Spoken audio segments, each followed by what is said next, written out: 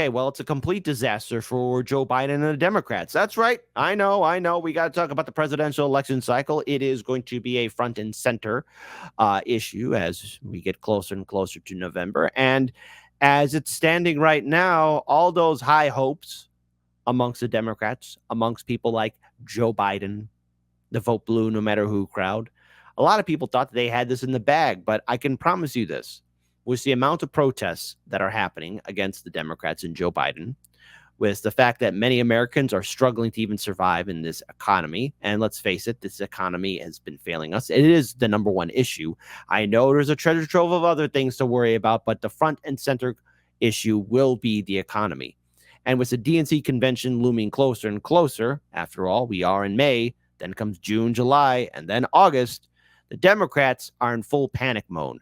And CNN, of all places, actually talks about the complete disaster that Joe Biden will face off against. So shout out to Hotspot that managed to clip this video where it is showing Trump decimating Biden. Now, to be clear here, it's not just all one-sided, but Trump is gaining in many key battleground states.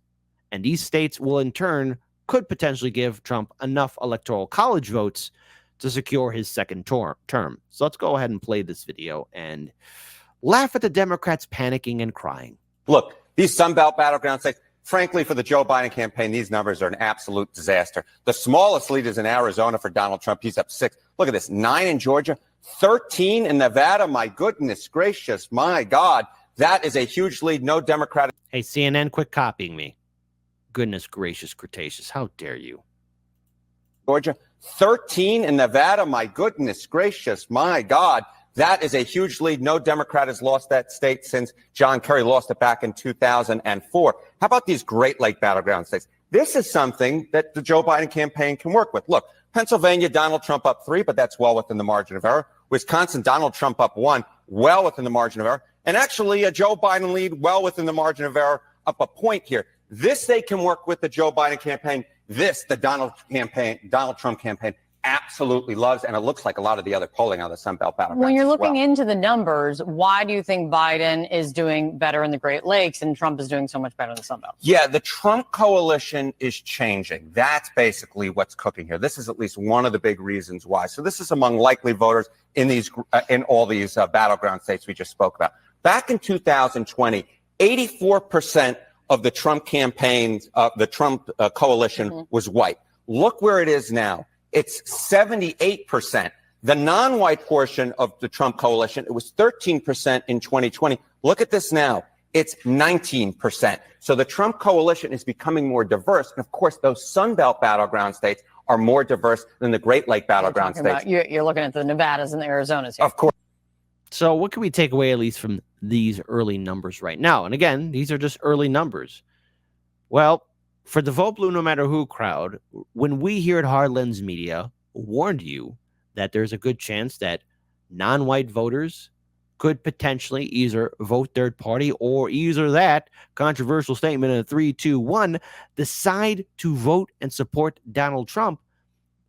There's reason why this is happening because of the failure of the Democrats to deliver promises to their coalition. So many people supported Joe Biden in 2020 because of the fear tactics. We saw a lot of people in the vote blue no matter who sphere use these fear tactics and bullying tactics to make people feel guilty or shamed that they couldn't support or maybe would not want to support Joe Biden. Now, I didn't fall for that. I voted third party. I voted independent. I didn't vote Democrat. But let's look at the power that those vote blue no matter who sycophants used. Does it still hold today? Does it still resonate today? And we are seeing them use their fear tactics, but it's not holding. Voters and potential voters that could have voted Democrat are giving the vote blue no matter who the middle finger. And I do encourage so many others to do the same. What has Joe Biden delivered? What has he followed through on? Nothing. And now we are stuck in these ridiculous wars. We have an economy that's in a complete free fall. There is no great recovery. And it's opened the doorway for somebody like Donald Trump to capitalize on. So of course, people are going to look at the opponent. Voter turnout's going to be key. But I'm already wondering, should Trump get reelected, what kind of articles will come out? What kind of statements will be said? Because if these numbers do hold true, or either that more non-white voters support Trump, do you have any idea how much of a struggle corporate media is going to be in to spin this? Of course, if you look at Nevada, Arizona, heavy Hispanic population, Georgia, heavily African-American population, with the Michigan does have some black voters in it, but Pennsylvania and Wisconsin are heavily, heavily white. Very interesting. Okay, add it all up. What does this say about where the race stands right now? We're talking Electoral College and the race to 270. Yeah, the race to 270. It's advantage Donald Trump, but he's not over the 270 mark just yet. All right. So if we flip Nevada, Arizona, and Georgia here in your lighter shades of pink, you add them to the states, and of course the 2nd congressional district up in Maine, which Donald Trump won last time around, that gets him to 268 electoral votes. If we keep Wisconsin, Michigan, and Pennsylvania in the too close to call category, along with Nebraska's 2nd congressional district, Joe Biden at 225. So it's advantage Donald Trump, but Joe Biden does at this point have a path to 270. Yeah, and right now, as you're pointing. Yeah, you don't want to have the vote blue no matter who people start crying and wetting themselves because they're in a full-on panic. However, I want to pull up this article from RT just to trigger the libs. Trump leads Biden in 5 swing states, according to the New York Times poll. So former President Donald Trump would beat the incumbent Joe Biden in Arizona, Georgia, Michigan, Nevada, and dare I say it, Pennsylvania, the great state of Pennsylvania. We got a lot of great and wonderful viewers there in Pennsylvania. If the November election were held today, according to the latest poll by the New York Times and Sierra College. The poll showed Trump leading by 7 percentage points in Arizona, Michigan, then in Georgia, 3 and 10 in Georgia, and 3 in Pennsylvania. So there you go, and a whopping 12 in Nevada. The poll is littered with bad news for Biden, whether it's on abortion, the economy, Gaza, and so on, said the New York Times chief political analyst and Nate Cohn. Trump's strength is largely thanks to the gains among young Black and Hispanic voters. Let's say that again. Trump's strength is largely thanks to the gains among young Black and Hispanic voters, he added. Muslim or Arab Americans have also swung around to favor Trump. Oh, vote blue no matter who. Vote blue no matter who. What'd you step in? How did you royally F this up? Vote blue no matter who. How could you screw up something so easy? This is absolutely pathetic. Muslim or Arab Americans have also swung around to favor Trump in huge defections from the Democrats, mainly driven by Biden's support of Israel's offense against Gaza. Voters who are Muslim or Middle Eastern, North African origin now favor Trump 57% minus 25%, with 18% undecided. The poll showed in 2020 56% favored Biden and only 35% backed the then president. When we asked Arab or Muslim voters who didn't back Mr. Biden about their most important issue in the race, around 70% cited foreign policy or the war in Gaza. Gee, AOC, Bernie the Cuck Sanders, what? Tell me, please explain it in detail. Why should people be supporting Joe Biden? How could anyone take AOC or Bernie Sanders serious now? I'm very curious to see how they're going to be used. And by the way, again, the DNC convention's coming here in Chicago.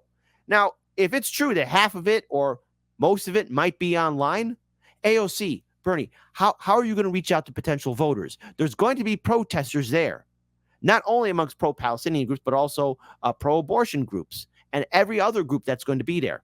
Are you going to go out there and visit these protesters? Because they got some concerns, legitimate concerns about the Democratic Party. They got their grievances.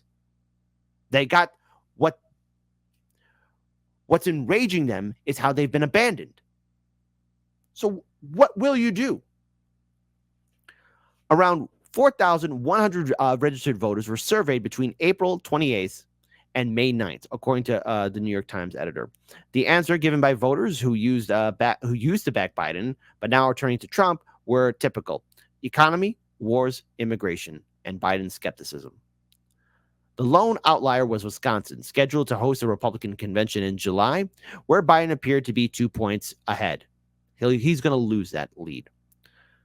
Suggesting that the problem was with Biden himself and not the party, the poll showed Democrats leading the Senate races in Arizona, Nevada, Pennsylvania, and Wisconsin. The ticket splitting was the most pronounced in Nevada, where many, likely Trump voters, said they backed Senator Jackie Rosen, the incumbent Democrat, over the hypothetical Republican challenger. The GOP is scheduled to pick its Senate candidate there in a June primary. The New York Times called this good news for Biden. No, it's not good news for Biden, suggesting that these voters haven't abandoned Democrats in full and they might still be available to return to his side.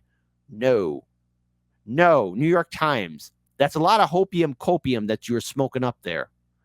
Biden won all 6 swing states in the 2020 election, which Trump has disputed as irregular. The two are now set for a rematch in November once their nominations are formally confirmed at the party conventions this summer. So let me get this straight. Vote blue no matter who. You're living in your own world. CNN and all of corporate media, they could all show up in mass and say, hey, everything's going to be fine, voters, everything's going to be great. We just got to vote blue no matter who and support Joe Biden. Just because voters might vote for a Democratic senator or a Democratic House representative does not mean they are still loyal to Biden. They could easily give him the middle finger. And who's to say that those voters would still vote Democrat? Let's just say they're going to be a one issue voter or one candidate voter. They go ahead and vote for that candidate and then they walk right out. This is the problem that the Democrats, and this is the issue that we raised up way back in 2020. Democrats, once Biden's in office, he has to follow through with his campaign promises to the progressive movement.